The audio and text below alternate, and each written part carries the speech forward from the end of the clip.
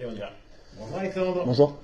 Adrien Baum disait hier, après les deux défaites à Vannes et Aurillac, ça sert à rien de rabâcher, il faut aller de l'avant. C'est le message avant de recevoir Colomiers. Oui, en fait, on avait pris le parti, après les deux victoires de la fin d'année civile, de se redonner le moyen d'être performant sur les deux matchs à l'extérieur. On savait que c'était deux déplacements qui allaient être très durs. On connaît notre mois de janvier, sur 4 matchs, on sort 3 fois. Donc, chez deux équipes présentes ou pas loin dans le top 6, que ça va de Montauban, Aurillac qui est invincible chez lui depuis 32 matchs, je crois. Du coup, oui, on savait que c'était un mois de janvier à l'extérieur qui allait être compliqué. Et donc, on avait aussi pris le parti de redonner du temps de jeu à certains qui en avaient eu moins les derniers temps. Et on s'est rendu compte que ça nous a permis aussi et heureusement, quand on voit les idées blessés encore qui s'agrandit, qu'on arrive à avoir un effectif au plus ouvert et en qualité, en quantité surtout, parce que sinon on va être dans la merde. Tu viens de parler justement des blessés et des effectifs. Pour composer sur un bloc qui est un bloc de 3, avec des matchs importants. 4. 4, pardon, excusez-moi. 4, bloc de 4, avec une infirmerie qui a toujours été pleine depuis le début du championnat. Ouais. Comment tu fais, comment tu réfléchis, comment tu essayes de pallier à ces problèmes d'absence pour cause de blessures? Ouais, en fait, c'est surtout en plus des longues blessures, hein. On a fait le point ce matin. Aujourd'hui, on est à 17 encore. Ouais, ça a encore augmenté cette semaine. Les 3 mecs sont blessés à l'entraînement durant la semaine.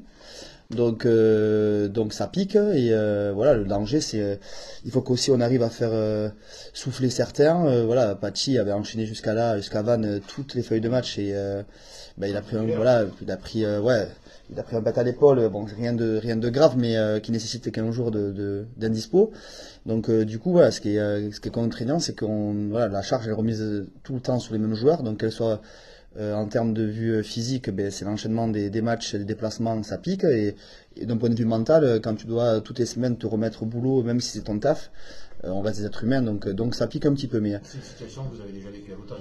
ouais, c'est pour ça qu'en fait, elle est moins difficile à gérer sur l'aspect de construction. Si tu prends les joueurs, on est rentré 10 fois en zone de marque. On a marqué 4. Mathis Lafont, si l'essai il marque, c'est la même chose. Donc, alors on va dire avec des si, on peut refaire le monde. Moi, L'essai, il n'est pas validé, quoi. Oui, non, mais en fait, c'est comment tu le regardes. En fait, alors on marque pas, et c'est une évidence. Donc ça, c'est un constat factuel. Et comment on peut mieux marquer, ça, c'est un débat sur lequel aujourd'hui on construit notre projet. On a quand même marqué 3 essais en 2 matchs. Et il me semble que j'ai pas lu ça les dernières semaines avant Noël. Donc là, on a marqué 3 fois en 2 matchs. Donc ça, c'est pour moi un point positif. On a marqué plus en temps d'essai que Aurillac la semaine dernière, parce qu'on a marqué un de plus. Et ce qui m'importe plus, c'est que la séquence où Mathis se fait pousser en touche juste avant de scorer, à 10 cm près, ça marque.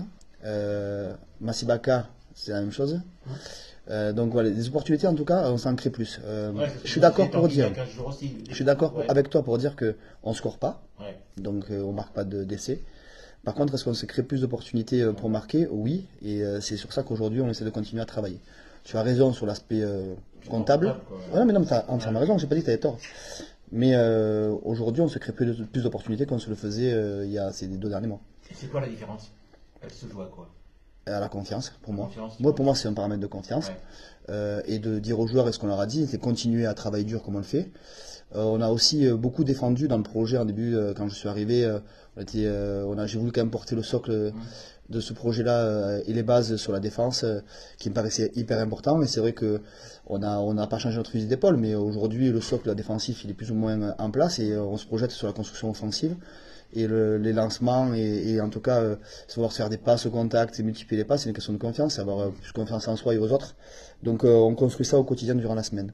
J'ai remarqué pendant le match d'Aurillac, j'ai eu l'impression qu'à un moment, il y avait le plan de jeu que tu as initié depuis le début de la saison, des structurations, renvoi ballon chez l'adversaire, et à un moment, paf, on place sur un autre plan de jeu, il m'a semblé, où là, le ballon réceptionné, on attaque, on y va, tac, tac, on va à droite, à gauche. Ce qui a eu pour effet quand même du côté d'Aurillac de les surprendre parce qu'ils avaient une petite habitude de ballon renvoyé. Ça, comment tu le fais pour signifier aux joueurs, faites-le, ou est-ce que c'est les joueurs qui, par la confiance, le font eux-mêmes? Alors il y avait 2 paramètres. Le problème, c'est qu'on ne voulait pas rendre des ballons facilement à Aurillac avec Palmier, Aucagne, qui avaient plus de distance de jeu au pied que nous. Donc renvoyer de ballon sur l'échange de jeu au pied, quand on l'a fait pendant le match, on s'est rendu compte qu'on avait perdu le territoire sur le jeu au pied. Donc ça c'était un premier paramètre, c'est stratégique en tout cas au départ. Et deuxième, c'est aussi notre projet qui est porté sur ça, arriver à jouer sur les turnovers, les deuxièmes ballons, les contre-attaques.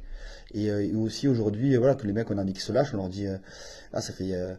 je crois depuis Agen que je vais leur dire oser entreprendre, oser entreprendre, oser entreprendre. Et je crois que c'est fait 4 semaines que je le dis, 2 semaines de match, et je vais en continuer à le dire. Et ça passera que par là. Et là, la confiance amène la confiance. Et tu scores sur une séquence offensive, tu gagnes de la confiance. Exemple, j'en ai plein d'exemples comme ça, mais quand on franchit au milieu du terrain contre Agen sur le lancement en première main et que Mathis met le ballon dans la tête de Ben, voilà, l'opportunité, on se l'est créée. On n'est pas allé été efficace, mais on se l'est créé. Donc voilà, on a le droit de faire une mauvaise passe. Et le but du jeu, c'est pas au joueur, c'est pas lui dire t'as fait une mauvaise passe, c'est pas besoin de lui dire, il sait. Le but du jeu, c'est de dire écoute, continue à faire ça, tu fais les choses bien. Et c'est le message que j'avais envoyé à Mathis en disant ne lâche pas le truc. Et on fait des erreurs, on se trompe. Il n'y a que celui qui fait rien, qui est sur son canapé, qui se trompe pas. Et encore. Et encore. Et encore. Là, on parle du contenu. On peut louper la table pour le verre de bière, ça peut arriver. Pardon. Il y a le classement. On ne peut pas y couper. Là, vous attaquez Colomiers à la maison, à Montauban. Oui. Réception de Biarritz, déplacement à Dax. Non, off. Oui, enfin, après le week-end de coupure. Et après, il y a 5 matchs. Ouais. C'est une période qui est vraiment charnière. Là. Ouais, en fait, là, il faut bien finir ce bloc. Il faut assurer Colomiers qui est très important à la maison. Il faut se déplacer à Montauban avec de l'envie, mais ça, on se projettera dès dimanche. Et après, il y aura une semaine de coupure et après, on a un bloc de 5 matchs qui sera déterminant certainement à la survie du club en Pro D2. Ouais.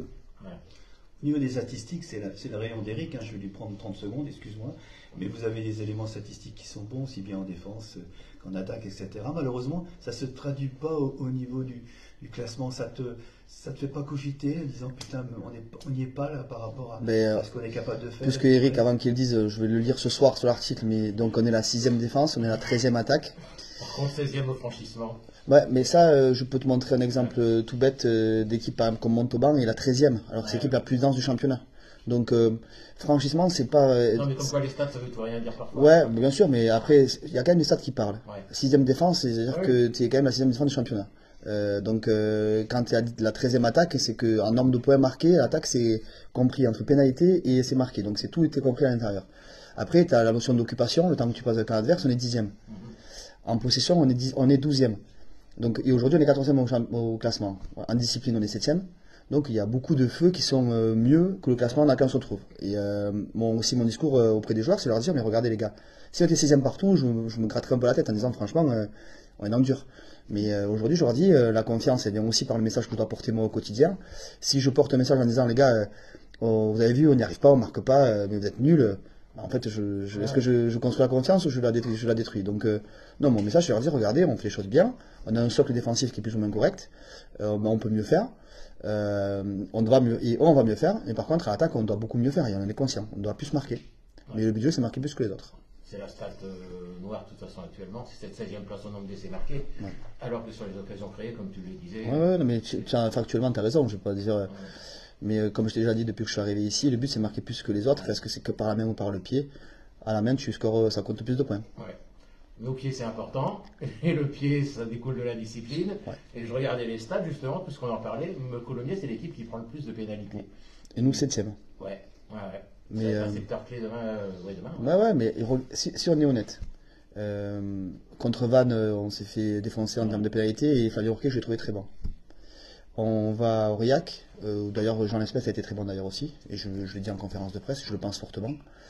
Ce qui s'est passé, c'est qu'on a pris 11 pénalités à Aurillac. Mais ils sont venus chaque fois par nos fautes. Et le truc, c'est que les joueurs, il faut qu'ils aient conscience que c'est nous qui leur donnons l'opportunité de venir. Ouais. Et c'est ça qui est emmerdant. C'est parce qu'en fait, c'est toi qui leur donnes des trucs faciles pour venir dans ton camp. Donc il faut qu'on arrive à négocier ça. Et en fait, c'est un cercle vicieux, le bordel. Tu marques pas, tu te mets sous pression, tu repars dans ton camp et tu subis. Et donc voilà. Il faut être... des fautes qui coûtent plus cher que d'autres. Ouais, mais... les 2 fautes et les 6 points qu'on leur donne en première mi-temps, franchement, ils sont faciles. Ils sont trop faciles. Un plaqueur sortir de la zone, mais des choses. C'est comme l'essai. Hein. Massy, il a qu'à garder le ballon, pas essayer de faire l'offload, il n'y a pas de mêlée, et on parle même pas de lancement. Après, le lancement, il est bien exécuté, la passe au pied, elle est magnifique. Ouais. Les gens en face de nous, ils ont le droit de bien jouer au rugby aussi. Cette équipe de Colomiers, elle bataille pour la qualif en milieu de tableau. C'est une valeur sûre du championnat. Oui. Quel regard tu portes justement sur leur parcours? Ben, je vois qu'il y a des belles individualités. Je me dis que dans un championnat, tout le monde peut gagner partout. Hein. Ils étaient ici à la maison et on avait que Béziers a pu aller gagner là-bas. Donc je me dis que le championnat il est dur, il est serré. Alors en effet, ils sont mieux classés que nous. C'est une équipe qui a beaucoup de densité, qui est rugueuse, à l'image des anciens Angoumoisins qui sont très durs au contact et qui ont beaucoup de caractère. Espérons qu'ils ne tirent pas tous les maillots demain, qu'ils ne caillent pas autour des rucks. Voilà, comme un petit peu la semaine dernière, ou mettre des coups de tête dans les rucks, prendre des cartons rouges, etc. Voilà. On va essayer d'être discipliné, on va essayer d'être nous aussi, mais voilà, c'est une équipe accrocheuse, elle met en difficulté beaucoup de monde, c'est une belle équipe. Je crois que Julien Sarraute les fait bien jouer aussi. Mais le plus important, c'est gagner le match demain et se concentrer sur nous. Ouais, gagner le match demain, c'est important. Je dirais que c'est un passage à la fois pour rassurer ton équipe et rassurer même les supporters. Et je dirais que cette partie, vous allez la prendre comme un match de qualification, comme une obligation. Comment tu vas gérer ça? Non, pas du tout. C'était pas été du tout mon message de la semaine. J'ai demandé aux joueurs sur le bloc de 4 matchs, ils sont en jouant 3 fois à l'extérieur, qu'on se focalise sur comment on peut être meilleur sur notre rugby. Qu'est-ce qu'on peut faire de mieux sur le contenu, sur le fond plus que sur la forme. Alors je crois que si on joue bien, qu'on se libère et qu'on arrive à être à la hauteur de ce qu'on est capable de faire par bride durant les matchs, on va arriver à être capable de rivaliser sur la durée. Le but du jeu, c'est être consistant pendant 80 minutes, se libérer et être nous-mêmes. Je crois que ce groupe, il n'a pas besoin de subir la pression. Je crois qu'il est assez meurtri par l'histoire passée, les saisons difficiles. Si moi je dois rajouter de la pression à la pression, je pense qu'au contraire, j'ai plus déstabiliser les mecs qu'autre chose. Je n'ai pas parlé d'objectifs de résultats durant la semaine. Je n'ai pas parlé de pression particulière durant la semaine. Je pense que c'est pas opportun. Par contre, j'ai parlé de la manière dont on doit gagner le match et comment on peut essayer de le gagner. Donc, essayer de construire notre match, c'est plutôt mon cheval de bataille. Si on le construit bien, il me semble que la victoire peut être au bout. Dernière chose, Alex, on a vu Matt Beukebaum sortir à Aurillac vendredi dernier avec un superbe œuf de pigeon. C'est sévère, qu'est-ce qu'il a? Fracture du plancher orbital et du nez. Ah ouais, quand même. Donc oui, c'est sévère. Et puis tu vois, l'angle de caméra que j'avais sur le live me disait qu'il y avait un coup de tête de la part d'un Aurillacois. Et quand on change l'angle de caméra, j'ai même fait une erreur parce que j'ai dit à Bruno Bessot, l'arbitre vidéo, à la fin qu'il s'était trompé, qu'il n'avait pas vu. Et quand j'ai tort, je sais le reconnaître. Et donc quand tu vois l'angle de caméra, en fait, c'est Massy qui a impacté, un petit Kengo qui a impacté sur l'épaule. Et la tête de Massy tape dans la tête de Matt Beukebaum. Et donc il lui a pété plancher orbital et le nez. Et ça, c'est 2 mois, 3 mois. Alors franchement, il a rendez-vous demain chez le chirurgien, savoir si ça l'opère ou il l'opère pas. Donc il fallait attendre que l'œdème diminue, mais il se rajoute à la longue liste de blessés que l'on a et ça, c'est pas une question de terrain, pas une question de prépa physique, c'est de la malchance. Mais bon, on va s'accrocher dur, on est là pour ça. Merci Alex. Je vous en prie, bonne soirée. Attention, coup de gosse. Coup de gosse. Fini ça. Allez, on y va pour Mathis. Première chose, Alex l'a évoqué tout à l'heure. Raconte-nous cette TC non accordée à Aurillac. Parce que nous, avec le brouillard, on voit rien. Mais pour moi, je pense qu'il essaie. Ouais. Le ballon est bien sur la ligne. Après, l'arbitre au début, je crois l'arbitre de touche signale que il y a touche, j'aplatis en touche. Puis la vidéo, c'est en avant. Donc effectivement, on voit pas très très bien sur la caméra, mais non, je pense qu'il essaie. Il bien sur la ligne et puis je lâche pas le ballon. Bon, enfin bon, c'est frustrant. un fait de jeu. Ouais. Frustrant. Ouais, carrément. Complètement. Ce sont des actions sur essai qu'on voit de plus en plus. Hein. Ce mouvement de se jeter au dernier moment avec le ballon, on le voit top 14, on le voit en Pro D2. C'est quelque chose que tu as fait comme ça, c'est inné ou tu as pensé à un moment que d'autres l'avaient fait, pourquoi pas moi? Non? Ouais, ça s'est fait naturellement. Je vais pas trop, c'est pas quelque chose que je travaille, mais je sais que du moment que le ballon reste sur le terrain et pas touche, donc je peux envoyer tout mon corps et garder la balle sur le terrain. Et voilà, j'ai tenté. Donc malheureusement, l'arbitre ne l'a pas accepté, mais non, j'ai pas travaillé, rien du tout. Ouais. Vous retrouvez Chanzy après le déplacement. Chanzy, vous restez sur 2 victoires sur Rouen et Agen. Ça avait été plus compliqué à l'automne à la maison. Tu as l'impression que ces 2 victoires, elles vous ont fait du bien à la maison? Oui, bien sûr, c'était important de confirmer chez nous. Et puis, l'info qu'on enchaîne. faut qu'on continue sur cette dynamique. En plus, Colomiers vient de perdre chez eux, donc ils vont arriver avec de grosses intentions. Je pense que de toute façon toutes les équipes viennent chez nous pour gagner. Ils mettent sous la plupart du temps la grosse équipe. Ils font pas trop tourner, donc ils viennent vraiment chercher des points à la maison, enfin chez nous. Donc non, faut qu'on confirme devant le public. Et puis faut qu'on se rassure, là on a besoin de points. Vous vous sentez plus fort à la maison que vous pouviez vous le sentir à l'automne après ces 2 victoires? Plus fort à la maison, c'est c'est plus rassurant de jouer chez nous, c'est sûr. Et on a le public avec nous, on s'entraîne toute la semaine sur le terrain, donc on connaît le terrain aussi. Ouais. Et vous allez retrouver le synthétique, ce n'était pas le cas d'Aurillac, ça joue aussi. Ouais, exactement, ouais, il y a une grosse différence. Ouais. C'est vrai qu'Aurillac, très peu habitué, même la semaine on a dû aller à Castillon, ça nous a fait tout drôle, il faut leur remettre les pieds dans la gadoue. Mais c'est vrai que non, faut qu'on assure à la maison et qu'on se mette en confiance et pour après aller grappiller des points Montauban. Les gens ne te connaissent pas forcément, mais tu es un compétiteur, tu es quelqu'un, lorsque la composition d'équipe arrive, si tu n'es pas dessus, tu es bougon, c'est ton ADN, ça, hein, d'être toujours présent, jouer feuille de match, montrer que tu es là. Bon, l'objectif, ouais, c'est de jouer au maximum, donc ouais, c'est la compète forcément. Après, il y a une très bonne concurrence ici, donc si ce week-end, si semaine prochaine par exemple je suis pas aligné, je vais pas bouder forcément parce que j'ai eu quand même beaucoup de temps de jeu. Par contre, c'est sûr que si j'ai très peu de temps de jeu, j'irai peut-être aller toquer chez le coach. Et t'as des joueurs qui étaient contents de pas jouer?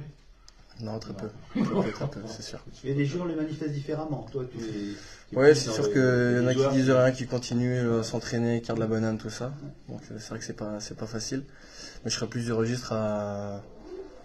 Bon, je prendrais sûrement forcément, mais à bouder un petit peu. On évoquait tout à l'heure avec Alex cette nécessité de travailler, de performer plus sur le secteur offensif. Après avoir mis en place le socle défensif, c'est quelque chose que vous travaillez justement plus au quotidien? Mais, typiquement cette semaine, on a vachement axé le travail sur l'attaque. Ouais. On a fait très peu de défense parce que comme tu le dis, on a bien bossé la défense, c'est notre point fort. Et du coup, très offensif cette année, surtout du coup en zone de marque. Donc c'est là où on a un peu de mal en ce moment. Tu t'es pas entraîné à aplatir sans lâcher le ballon ni toucher la ligne? On a eu un petit exercice en début de semaine avec Guillaume Laforgue, justement de finition comme ça. Vous l'avez envoyé à l'arbitre du match? Ouais. Justement, tu parles, c'est intéressant, de cette zone de marque là. Comment ça se passe? Parce qu'on voit nous les avants qui essayent d'avancer, et on vous voit vous derrière lever les bras, etc. Comment se fait la relation entre ce paquet qui essaye et puis vous derrière qui avez, je dirais, le sentiment que c'est jouable en écartant? Ouais, ben c'est de la lecture, c'est assez difficile à jouer puisque c'est une zone où la défense monte très très fort, donc on n'a pas forcément le temps de faire des passes, surtout des longues passes. Donc on essaie de travailler avec les gros plusieurs fois pour resserrer la défense et puis après ouvrir des espaces à l'extérieur, mais c'est vrai que moi, du coup, au centre, ou même le 10, des fois, on a envie de mettre la tête dedans pour aider les gros, parce que c'est vrai que c'est plus facile de marquer en faisant 0 passe. Mais faut qu'on concrétise demain soir, là. On va mettre un maximum d'essais, et puis que ce soit devant et derrière, quoi. Ok. Dernière question, Mathis, est-ce que le Stade Rochelet va gagner un trophée cette année? Je leur souhaite de tout cœur, ouais, carrément. Donc, Coupe d'Europe, top 14, très bien, top 14. Mais non, je leur souhaite. Merci. Merci.